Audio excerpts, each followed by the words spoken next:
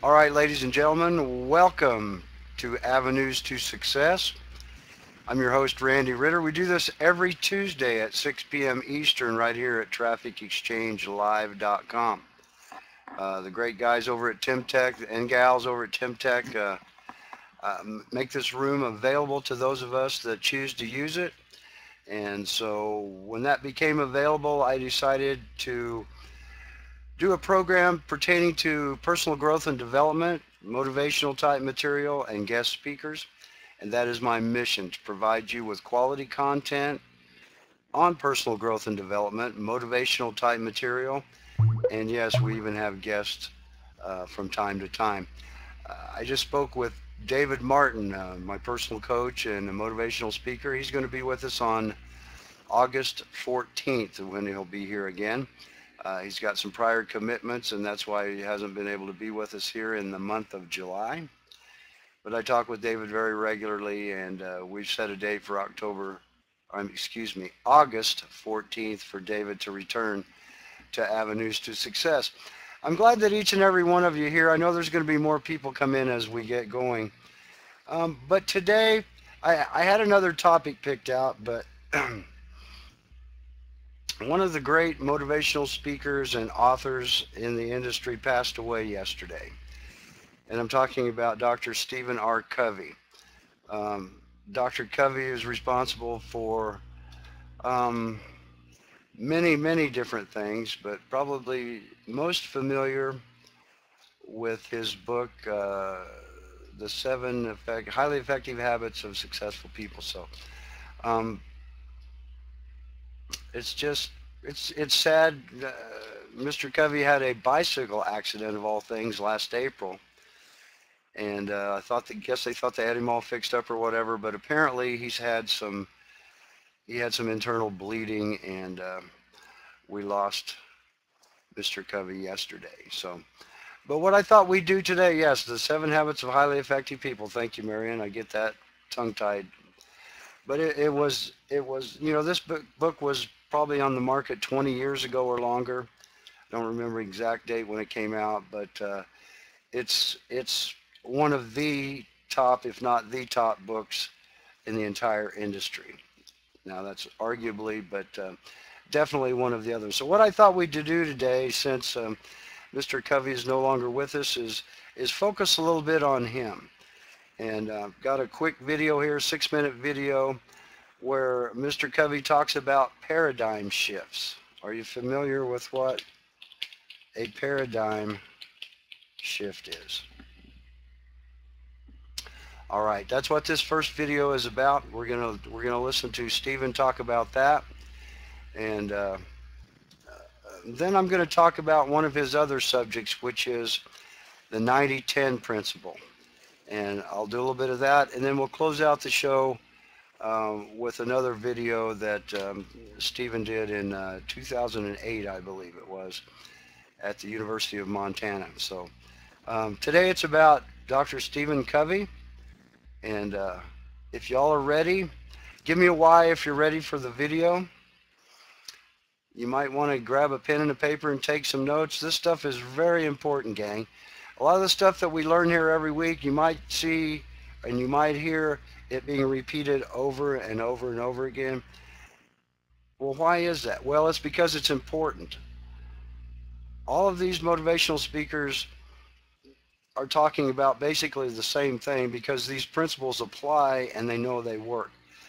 So depending on the speaker, the presenter, the article, the video, whatever it is, everybody has a different delivery, a different way of saying things, a different way of writing books and whatever.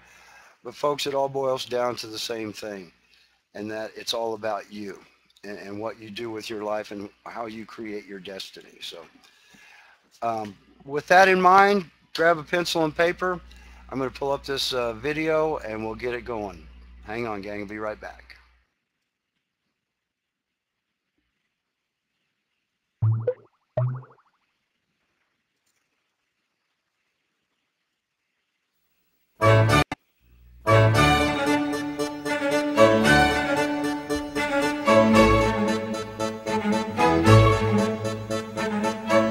A paradigm comes from the Greek root paradigma.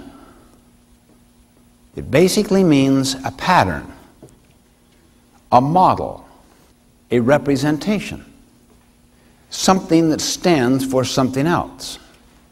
It comes from the mental image you have in your mind of the way things are out there. And the images we carry in our heads of the way things are, of reality, come basically from our own backgrounds, our own experiences. All of us think we see the world as it is. In fact, we see the world as we are.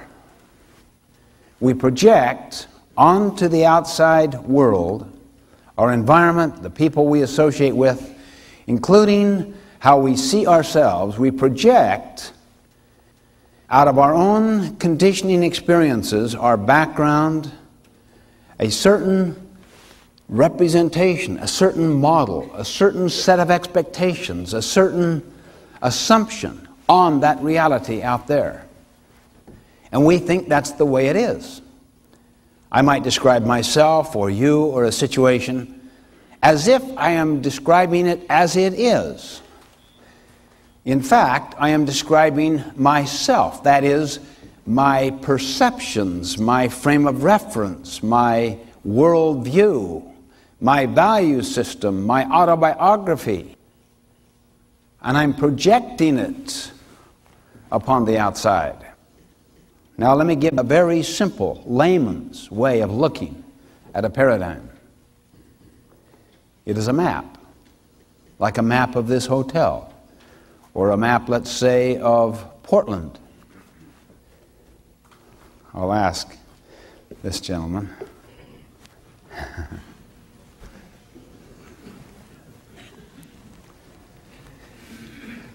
What would you do if you came here to Portland and you have no information at all about this place, and you were given a map where you rented the car, and it was a map of Seattle,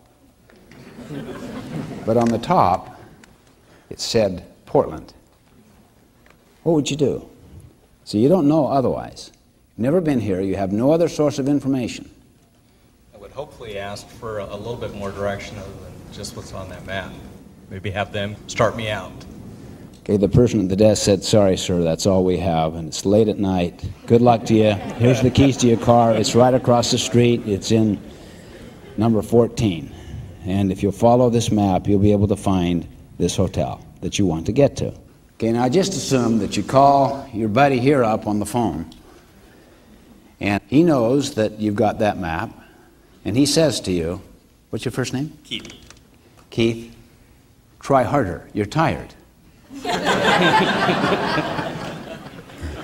So now you double your speed. What's going to happen? I'm going to get nowhere twice as fast.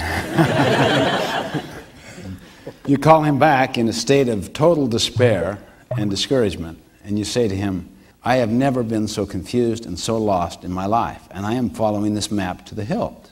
And I have doubled my speed. I'm lost twice as fast." He senses you're discouraged. You're really down. You're almost ready to give up. It's despairing. And he says to you, "Think positively." He gets you just jazzed right out of your gourd. I mean, he says, "You can do this thing, rise to the occasion. Do it." I do it? That'll do it. Now you don't even care you're lost, right? That's right. I'm happy lost. That's what a paradigm is. You see, a paradigm is the map you have in your mind. Once you have an accurate map, then your behavior and your attitude matter. See, what we call maps are usually assumptions. Assumptions of the way things are. Assumptions of the way things are represent just, that's what reality is. You don't question that. I remember I was giving a speech a little while back, and there was someone on the front row just constantly talking to another person. And my mother was 2 rows behind, and she was so upset that here her precious son was being so ignored, so blatantly, so openly, constantly, and would not end. From the very moment I began to the end of my speech, just constant talking. And it just totally discombobulated her own listening, and she felt like taking her purse and reaching 2 rows ahead. Anyway, she went up afterwards to the person that was running the conference and, "Did you see that? Did you see what was happening? Can you believe that right there on the front row that..." "Yeah, I know. She's Korean. That's her translator."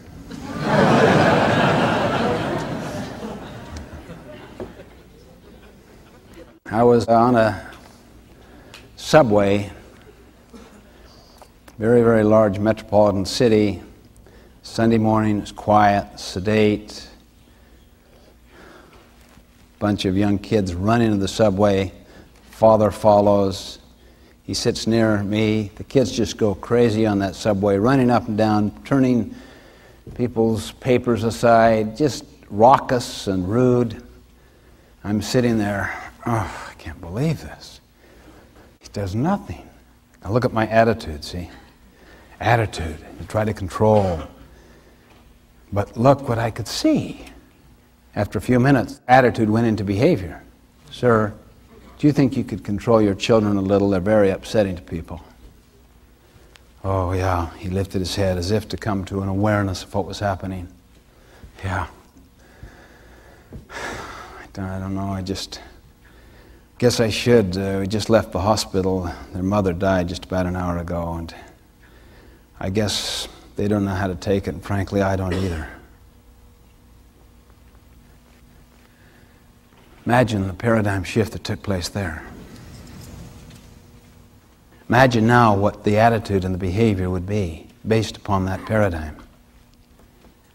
Can you see why paradigms are deeper than attitude or behavior? And you know, even though we're talking here in personal and interpersonal ways, the same thing takes place throughout our whole society. Thomas Kuhn, in his brilliant book, The Structure of Scientific Revolutions, points out so powerfully and consistently all of the significant breakthroughs were breakwiths, old ways of thinking. Einstein, who rewrote physics, he made this brilliant statement: "These significant problems we face cannot be solved at the same level of thinking we were at when we created them." You see, it causes us to be reflective and introspective, to explore our own paradigms. Most people focus upon behavior and upon attitude. And both of those are, of course, very important. But far more fundamental than either behavior or attitude is a paradigm.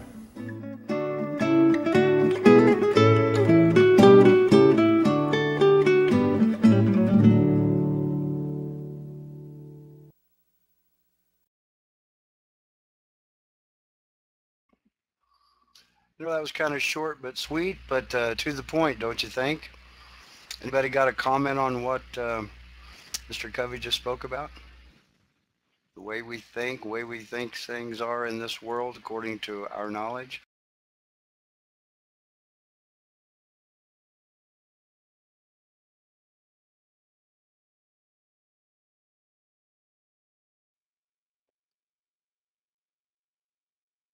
It's really important how we think, and I know that assuming things can be very destructive, and assuming actually I think if can be very dangerous if you just assume something about what's going on or what's happening. And you need to be sure what's really going on before you make a final decision about the matter.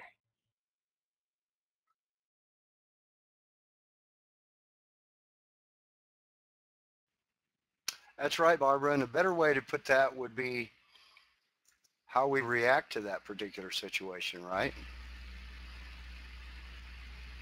You know, it was obvious by a couple of the statements that Dr. Covey said about, for instance, the man that lost his wife and he was in such a funk because he didn't really know what to do. Um, yeah, you know, it's how we react to those kinds of things. And that's what the next part that I'm going to be talking about is about. It's about what Mr. Covey calls the 90-10 principle. So let's get right into that and talk about that a little bit, okay? Dr. Covey says we need to discover the 90-10 principle because it will change our life, or at the very least, the way we react to situations. You see, 10% of life is made up of what happens to us, what happens to you. 90% of life is decided by how you react. Okay? 10% of life is made up of what happens to you. 90% of life is decided by how you react. Well, what does that mean? Well, we really have no control over 10% of what happens to us. We can't stop our car from breaking down.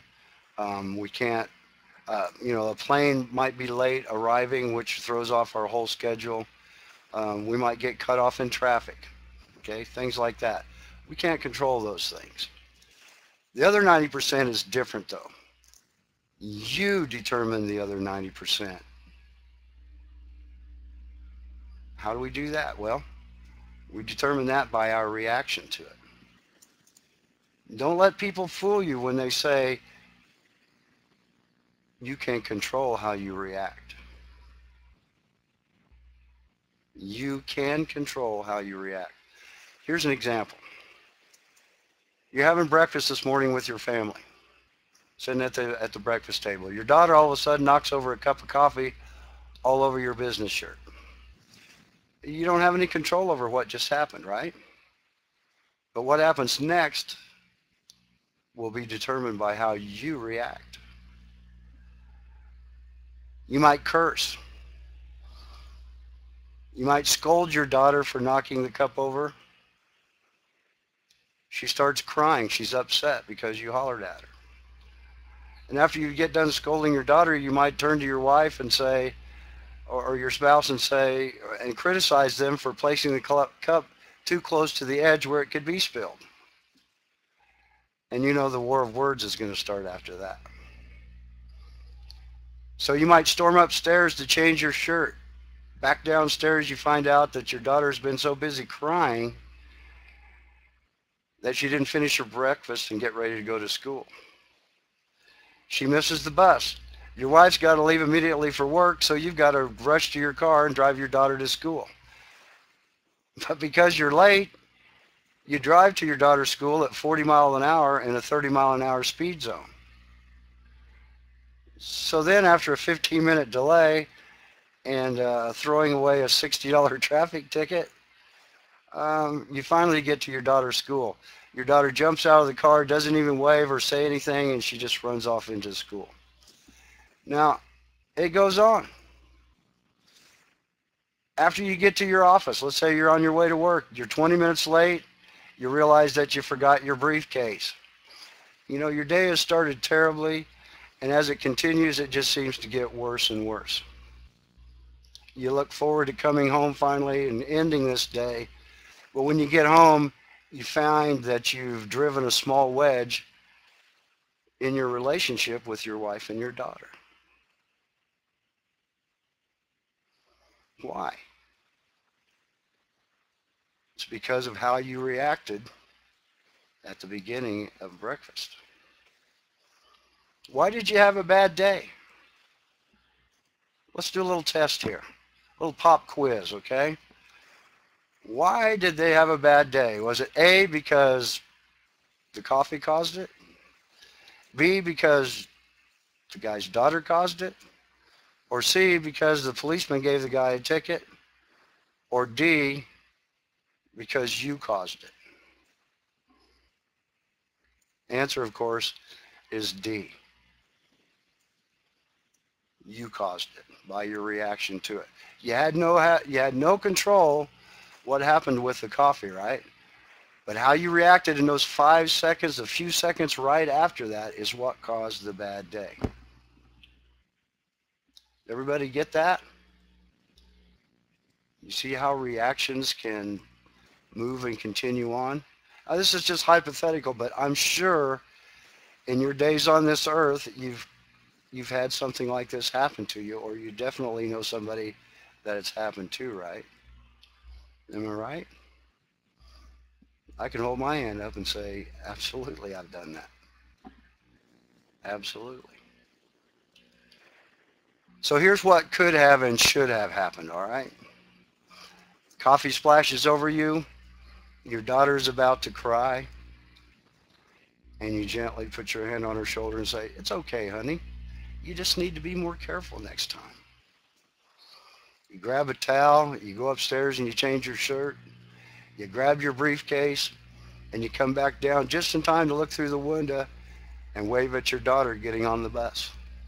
She waves back at you.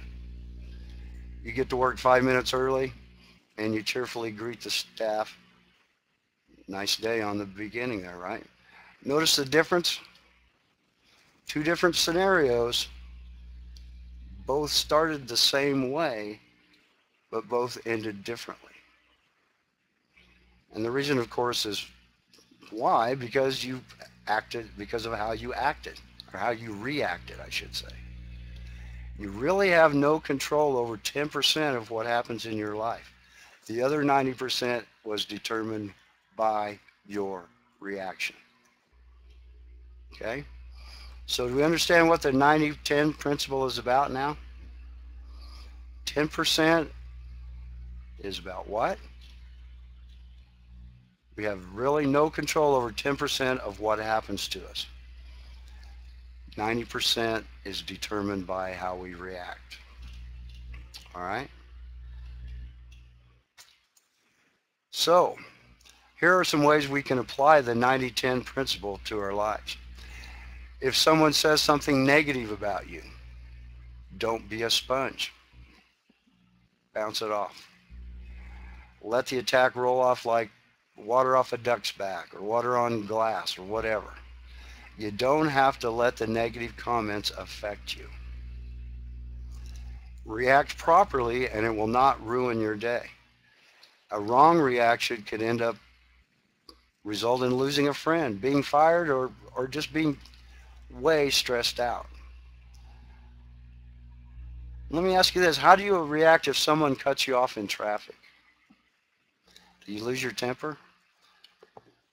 Pounding on the steering wheel, honking the horn, curse words perhaps, maybe?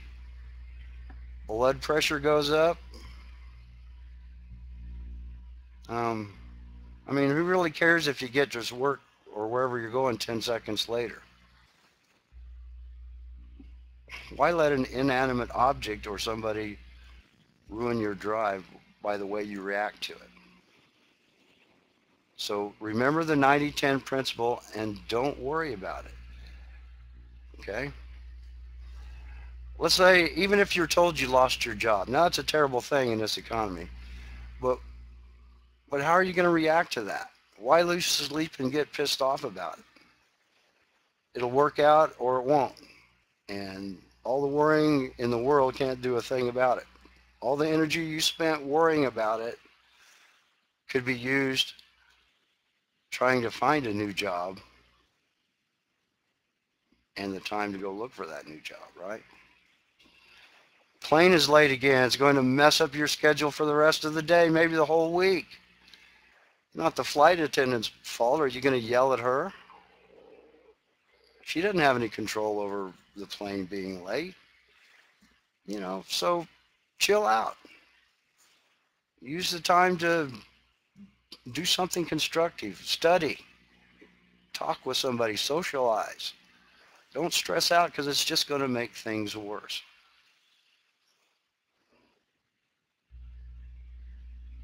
You know, now that you know about the 90-10 principle, you need to learn how to apply it.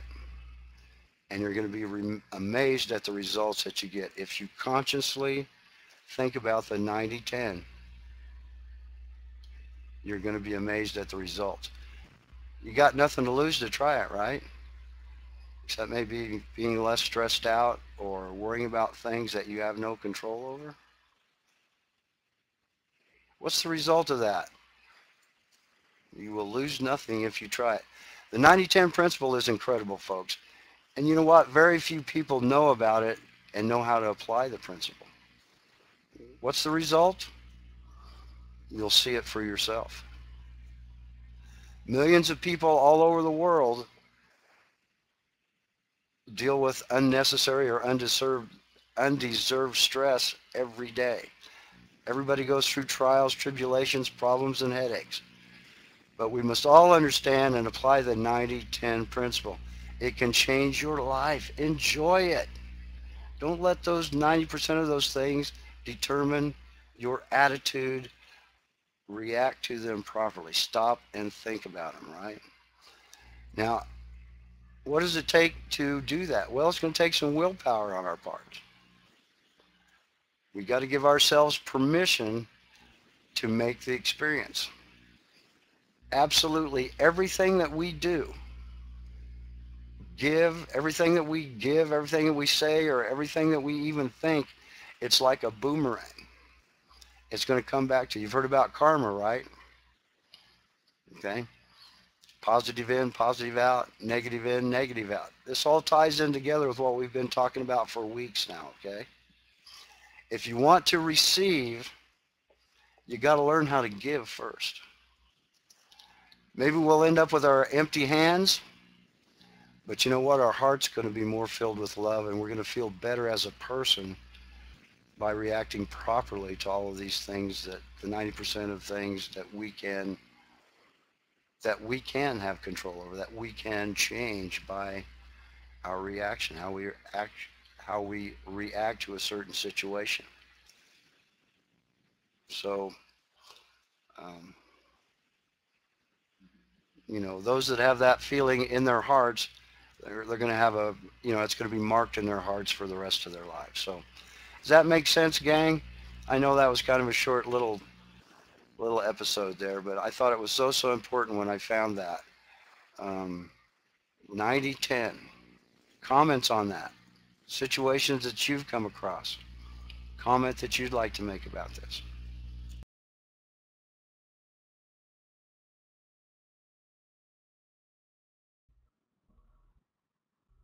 That's a good show, and it's a very good. Let me just get comfortable here. Very good, excellent stuff. Lots of thought-provoking stuff there. I think the thing that my sort of takeaway point from this so far is that, sadly, for whatever reason, and I think it's because it's actually easier to do it this way, is that most people seem to concentrate on the 10% of stuff that they have no control over in their lives, rather than the 90% of the stuff that they have some control over. And clearly, if you focus on the stuff that you don't have any control over, you're not going to be able to do a thing about it. But what you are going to be able to do is moan and complain about your situation while not actually improving anything. It takes a bit of guts to actually realize that it's the 90% of the stuff that you should focus on. And to take that first example of the guy whose day ended up going horribly wrong, all because of the spilt coffee. If you think through that example again, there wasn't just one opportunity that he had to change things around. There were multiple opportunities throughout the course of the day that he could have done something about it. Now, obviously, the most sensible thing that he could have done was right at the very beginning when the coffee was spilt to just take a little step back and say, hey, it doesn't matter, accidents happen, then everything would have been fine. But when he realized he was going to be late, then he didn't have to drive too fast and get the speeding ticket. He could just say, okay, it's gone bad so far, but we're going to make the best of it. He could have then, at that point, made his daughter feel good. There are all sorts of things along the way that he could have done. And it's a very same thing. I mean, anyone who knows me knows that I'm into aviation, and I pay a huge amount of attention to aircraft accidents, and particularly the investigations which follow. And there's never, ever, well, in fact, no, I'll say there's never. I don't think there's ever been a case that I can remember where there is just one thing which is responsible for something going wrong. There is always a chain of events. And when you have a chain of events all linking together to make something go wrong in your life, all you have to do is remove one of them, just one of them. So you've got 90% of the things in your life that you've got control over. You don't have to change every single one of them to make things right. Just tweak one of them, and then this chain of disaster will break and sort of fall down around you. And the other example that was given there of the plane being late, I have absolutely no time whatsoever for people who complain about those sort of situations.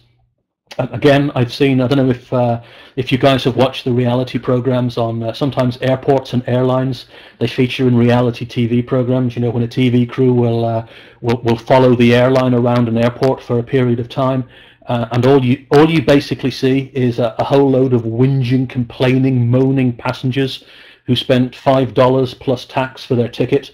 And then they complain, oh, your plane is late. You are so awful. You've ruined my life. It was my granny's funeral I was going to, and now I'm going to miss it. Or I've got a job interview, and now I'm going to miss my job interview or my daughter's wedding. Well, do you know what? If that is your attitude, if you're going something that is so important that you get there, then get the earlier flight. Get the flight the day before. Stay in a hotel overnight. Take control of your own life. You've got 90% of the time you can do something that is going to make a difference, rather than complain about the 10% of the time that you've got no control over. And because you've got no control over these things, and because it's only 10%, you can actually work out the 10%. So if you're going to catch a flight, and you know you've only got a 5-hour window between where you are and where you want to get, you will already know that if that plane does not take off on time, you are not going to get where you want to go. So you can foresee that something might go wrong. You can foresee what the consequences of that will be. So as Marion says, just leave a little bit more time. It's your own life. Take control of it. And I've been taking control of Randy's show for too long now, so I'm going to let Randy come back and have his own show back. Thanks, Randy, for letting me speak.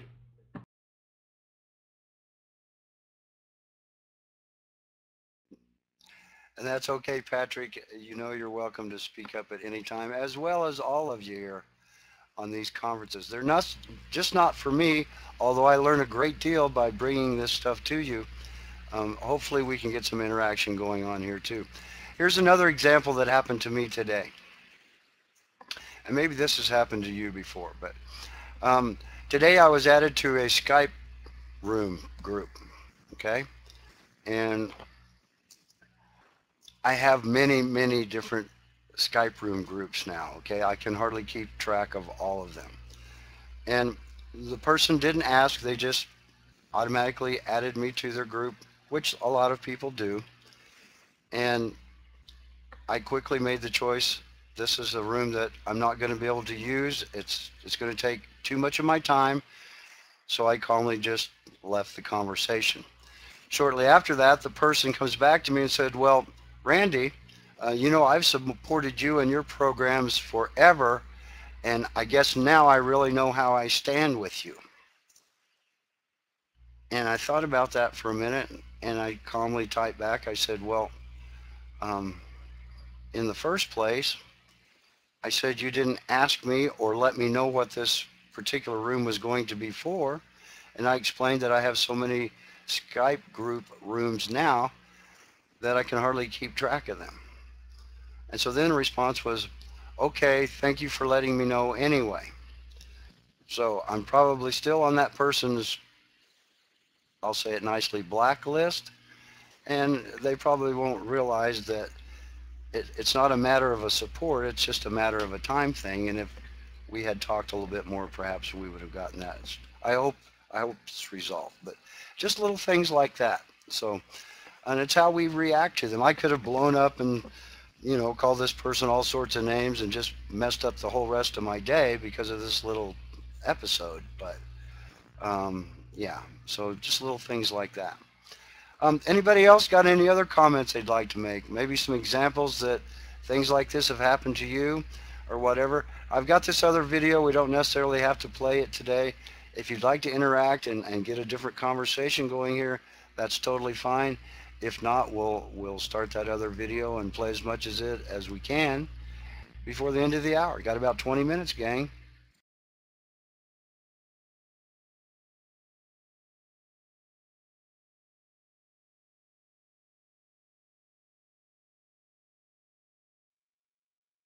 I always like to tell people about this one. I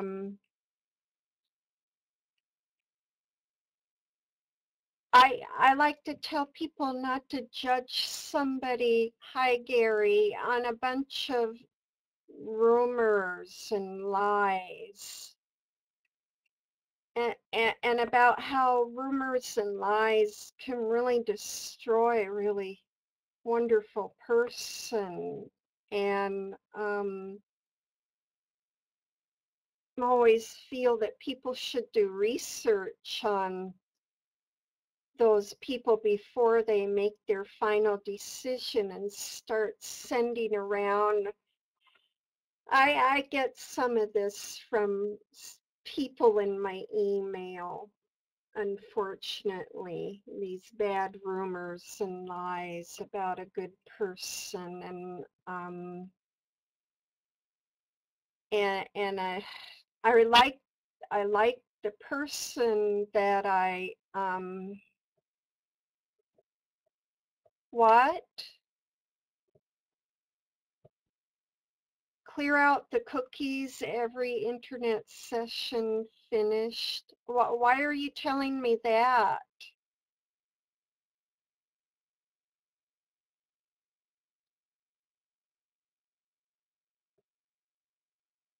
I just wondered why. Can't you hear me?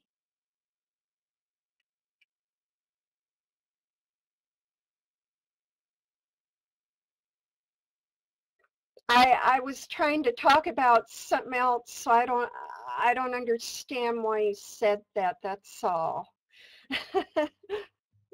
Yeah, because that has nothing to do when I was talking about not judging somebody on lies and rumors. So I don't know why you said that. Anyway, I forgot what I was talking about, and it was really important. Well, anyway, I hope you will take my advice and not judge a person on a bunch of lies and rumors, because it can destroy a person's life. Okay, well, thanks for listening.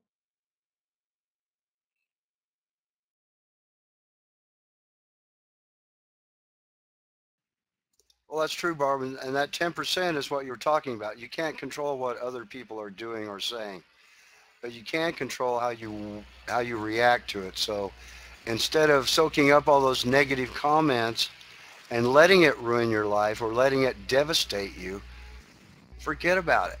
They don't know. Only you can decide whether that's going to bother you or not. Okay? So keep that in mind. When you see the negativity or you hear it being directed at you, just let it roll off. It means nothing. You can't control what they do, but you can control how you react to it. All right, we've got a few minutes left here. I'm going to start this other video.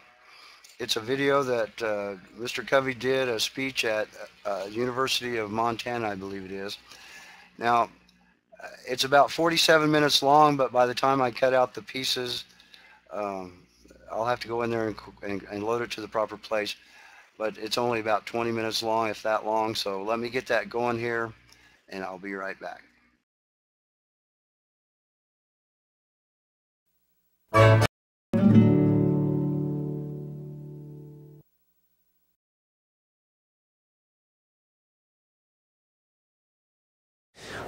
All right.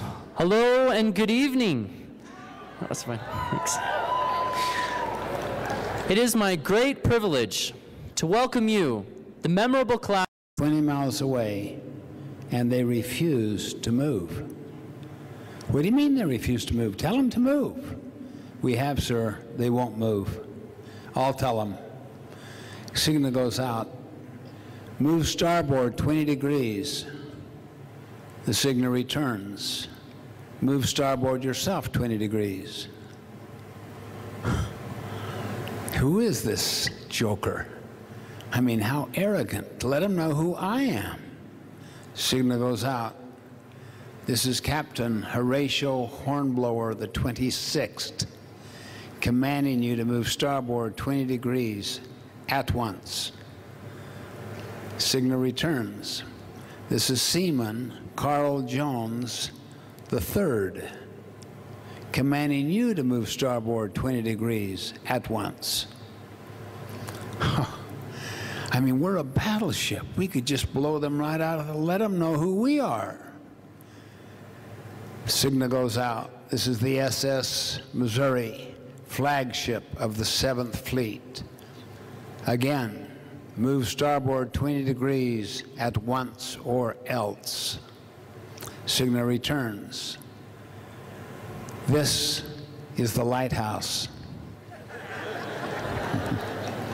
That's a true story, by the way. It's found in the Naval Proceedings Manual, where they literally interpreted a lighthouse as a ship. But I like that story because I believe that there are lighthouse principles that never change, that are universal and timeless. I have taught them all over the world in every kind of culture with different political, religious, historical approaches.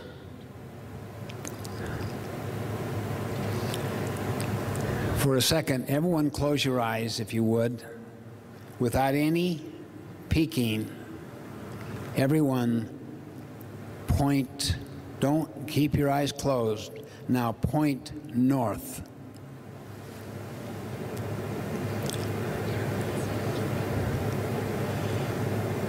Okay, now open your eyes and look around, see where people are pointing.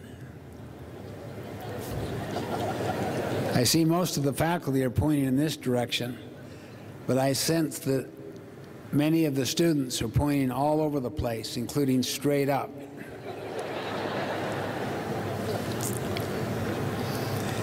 Here is a compass. This way's north. How many had it? How many blew it?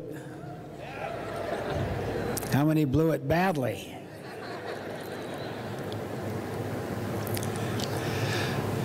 The point is that it's a magnetic, natural power in the world that guides this compass.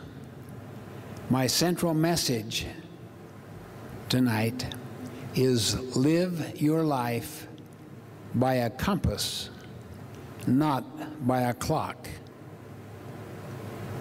You will still use a clock, but within the larger context of a compass, where you have a clear sense of vision and purpose for the future, direction, and also a set of principle-based values that you live by, and that you develop integrity. You are integrated through them. For instance, How many of you in high school did a lot of cramming? How many got pretty good at it? How many saw a lot of other people doing it?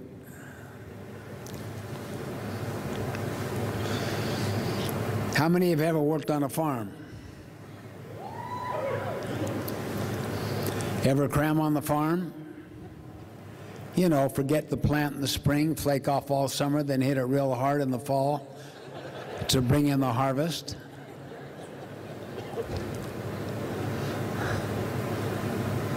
You see, the law of the harvest is a natural law. It is what we might call a principle, true north.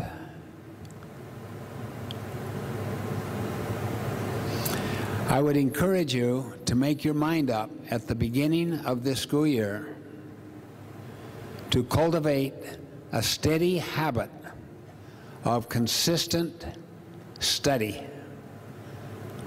and avoid the tendency to cram.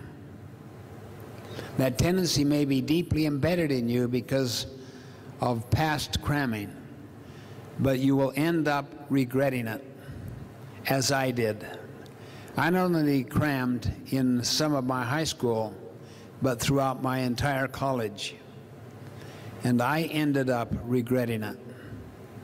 So when I worked on my doctoral program, I made an effort to get the equivalent of another undergraduate degree, because I realized I had cultivated a habit, and it was hollow and empty, like cramming on a farm. You ever tried to cram in the building of a strong relationship of high trust? You can't do it. If you're duplicitous or hypocritical, if you make commitments and don't keep them, if you're unkind, if you badmouth people behind their back, people will know that you are not principle-centered. And you will find that little by little, you will lose trust. You will lose the essence of true leadership, which is moral authority. Gandhi was the father of the largest democracy in the world and never held a position. Leadership is not formal authority. It is moral authority. It comes from deep integrity combined with competence. I had a great personal visit with Nelson Mandela just a short while ago. He was the first president of the new South Africa. He earned his moral authority in prison, Robben Island prison, over a period of 26 years. Colin Powell, who was the Secretary of State at one time, said that one of the most electrifying and inspiring experiences of his entire life was to go to Nelson Mandela's inauguration. He comes down the front aisle. There on the left-hand side, on the front row, are his loved ones. On the right-hand side were his jailers, called warders, many of whom had tortured him. I asked him, how long did it take to learn to make reconciliation and to forgive those people? He said, about 4 years. Why? I saw how they talked to each other. I came to realize that they had some goodness in them, and that they too were victims of this apartheid system.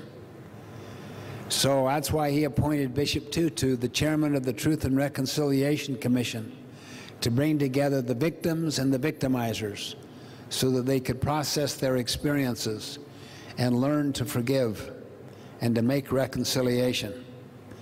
President de Klerk, who was the president of the country of South Africa, also had deep conscience problems about apartheid, even though his party, under the leadership of Botha, continued to maintain the apartheid system.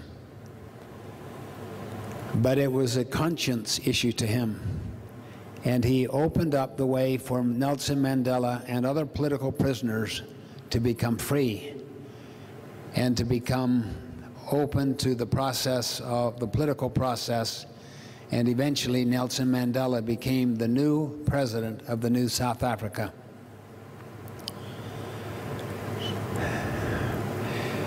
If you don't build your life on principles, on character principles that are universal and timeless, you'll get your sense of self from being compared to other people.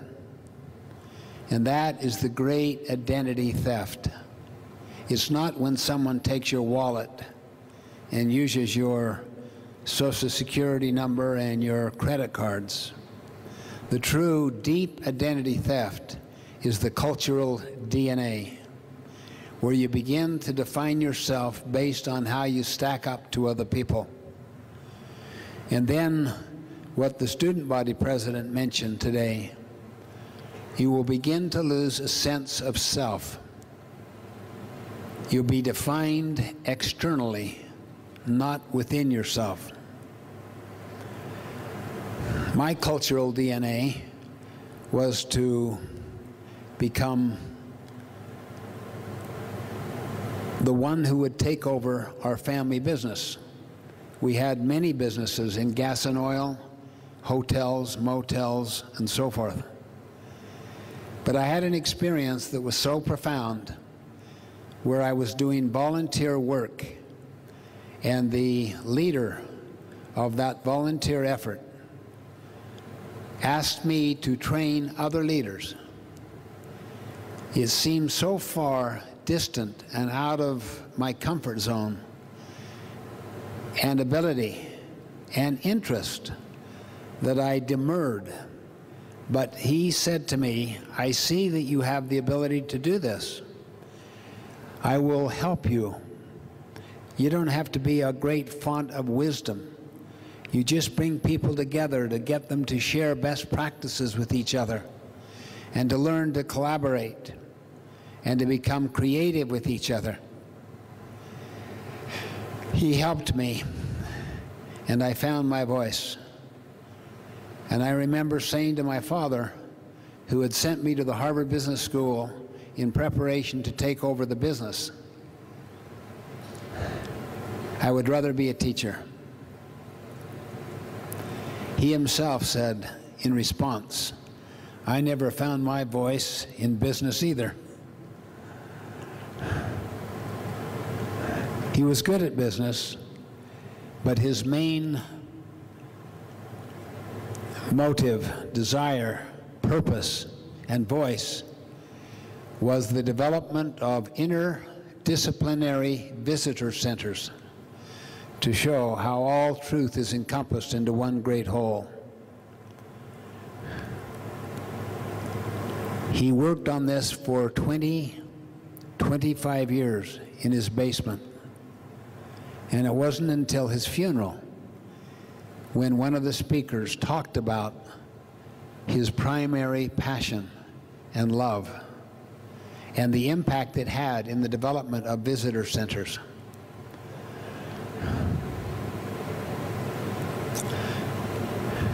You have unique talents and gifts, and that is not often defined by the social mirror. When man found the mirror, he began to lose his soul. The point is, he became more concerned with his image than with his self. That is why when you read, many of you, the 7 Habits book this summer, you discovered the 4 unique human gifts or endowments that we all have, that animals do not have. Self-awareness, imagination, conscience, and independent will. And when people use all 4, they become the creative force of their own life.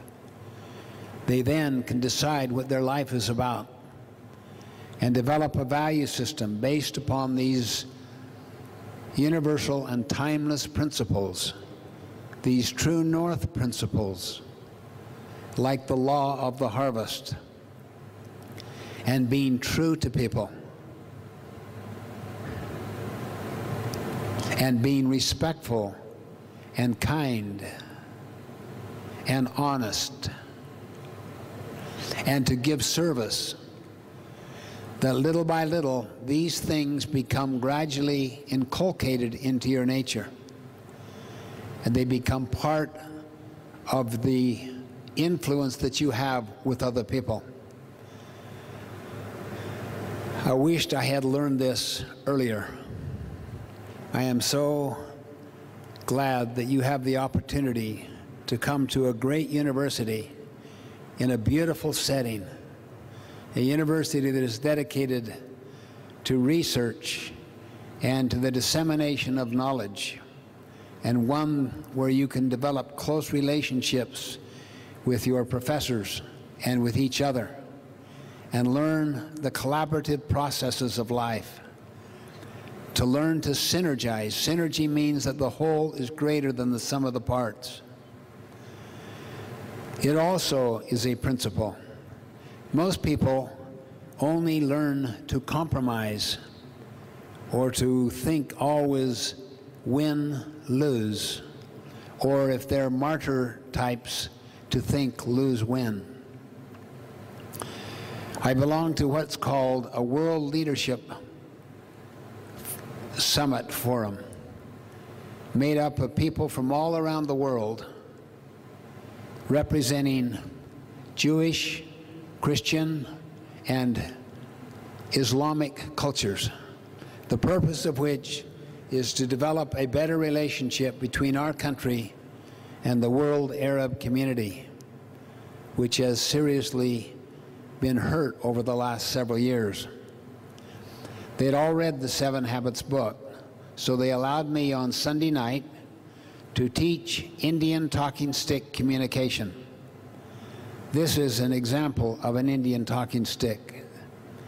The original one that was given to me is about this high, and they even put my name on the back side. They called me Bald Eagle. I'd finished training these Indian chiefs that run Indian nations in North America. That includes the First Nations up in Canada. The Iroquois Federation taught Indian talking stick communication to the founding fathers of our country, which I believe powerfully impacted what took place in the synergistic product in Philadelphia called the Constitution of the United States, which is the oldest written constitution in the world and the model for over 90% of all other constitutions. The idea is very, very simple, and it's the key to human influence with other people. Always listen first. You give the other person the talking stick, and you restate their point and their feelings around their point to their satisfaction until they feel understood. Then it is given to you, and they listen with empathy until you feel understood. And this can go around a circle, and little by little it drains off the defensive and protective energy. Why? What air is to the body, to feel understood is to the heart. You're not worried about air now because you have it. As soon as a person feels deeply understood, they're not worried and over anxious about their efforts to become understood. They become open to influence. And as people influence each other little by little, the creative energy is unleashed, and they come up with solutions that no one would have imagined initially. Our meetings went from Sunday night until Tuesday at 5 o'clock. The first time, no one spoke without the Indian talking stick. Madeleine Albright, who was one of the participants, who was the Secretary of State with President Clinton, said, "I have never seen anything like this. People of such profound differences becoming so creative and essentially moving away from the demands of their constituency and from a win-lose or a lose-win approach to life, and to create a synergistic result. We came up with 4 goals, transcendent goals, and every person there agreed to work on 1 or 2 of those goals and to be accountable to every other person, not to just a boss or the so-called formal leader, but to everyone. This has now gone on for 2 years. We're presenting our paper in Washington, D.C. this fall. We want to influence the political candidates at the local, the regional, the state, and the national levels around the importance of learning Indian talking stick communication in resolving the central issues of life. That is a principle. So remember, if you want to have influence with others, always work within their frame of reference. Always make their point for them first. This takes real effort. It also takes a great deal of security from within. If your security comes from without, you become very vulnerable inside, and to listen in the way I just described makes you at risk and threatened. And the tendency will be to pretend to listen, or to listen with the intent to reply, not with the intent to really understand, and then to be understood, and then to create new options, new alternatives that are better than what anyone had proposed initially. Try it. Try it in your work with each other, your friends. Try it in associations. Try it with the faculty. Always make their point first, to their satisfaction, and you'll begin to see what kind of influence you begin to develop. Influence is really what moral authority is about. It's leadership. And eventually you'll be caught into the spirit of service. I admire the commitment of this great university to community service. And you could become a catalyst. You could become a change catalyst in helping to bring about a principle-centered community by bringing leaders together who discuss with each other their value system until mores and norms begin to develop inside the wider culture that we live in this community in Bozeman, and then also taking it to other communities. We live by principles. I'm working on a number of different projects regarding this fundamental issue, including how a university can become a trim-tabbing organization to an entire community. A trim tab is the small rudder that turns the big rudder that turns an entire ship. How we can reduce crime significantly. 80 to 90% crime can go down through prevention, a prevention paradigm, and also a paradigm of partnering, where positive tickets, more positive tickets by far are given than negative tickets, so that the police have a partner with the parents, with the neighborhoods, and it's cool to be good rather than to be lawless and to be duplicitous behind people's back by talking about them.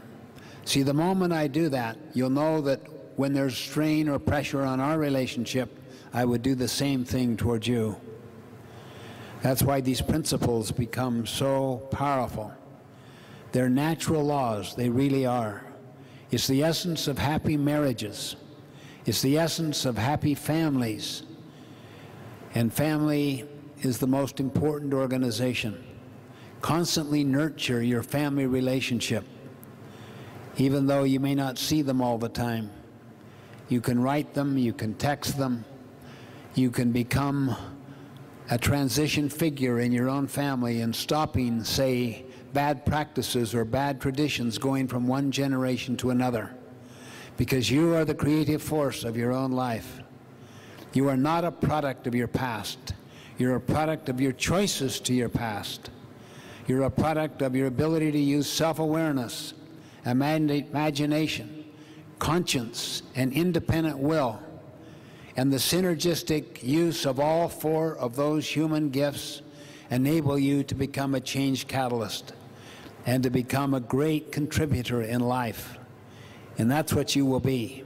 See yourself in that way. Win the private victory early in the day. The greatest battles of life are fought out every day in the silent chambers of your own soul. Win it privately. Visualize. See yourself living by principles under difficult and compromising situations. And little by little, the tendency to compare yourself with others will diminish, and you'll become a product of your integrity and the principles of service, empathy, synergy, and the law of the harvest.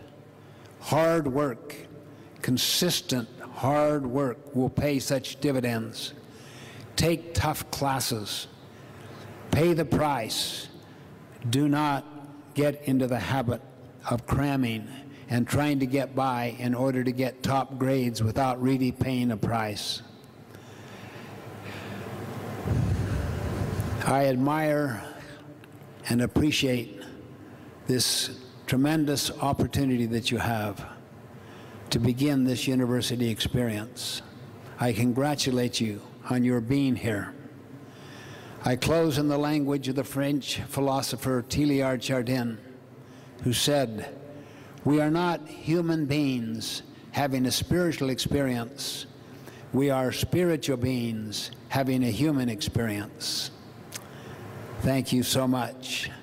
I appreciate you and pray God's blessings upon all of you and upon your family and all your endeavors here at the university.